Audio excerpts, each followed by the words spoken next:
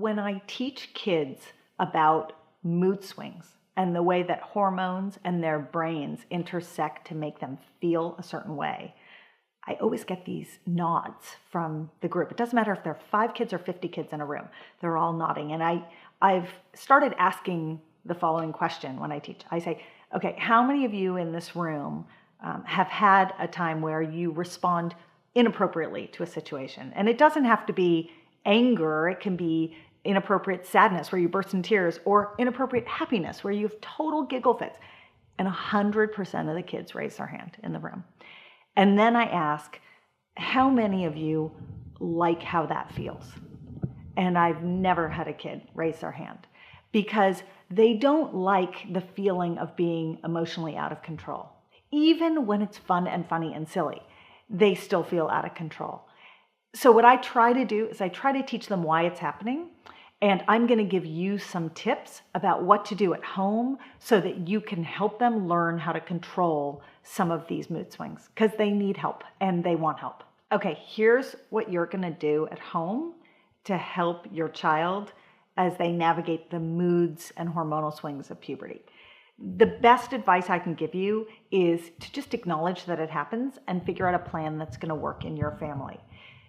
Generally speaking, using words at the moment of crisis doesn't really help. So if you have someone imploding at the dinner table, you're not going to sort of give a lecture and say, oh, honey, I see that you're feeling really sad right now.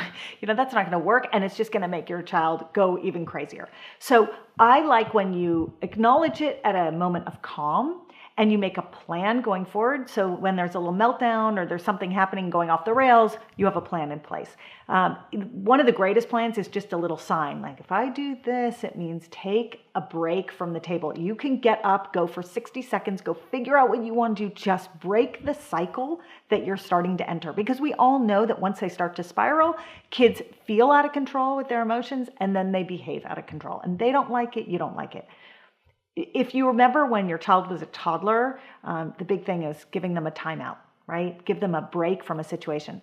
Identical for kids who are going through puberty. They want a timeout. They will not ask for it, but they want it, and they'll thank you for it. Some kids will leave and just go put their head in a pillow and scream. Some kids will pick up an instrument and play for a minute. Some kids will go run a little lap. Whatever your kid needs to do is fine. This is not you can take a break for an hour thing. It's a timeout. It's short, but it's a reset button. And so long as you're not lecturing your kid in the moment, allowing them to press reset makes a huge difference. And I don't care where you are. I don't care how important the situation is. It will implode if you don't let your kid press reset. So start with that one. If that's the only one you do, it's a win.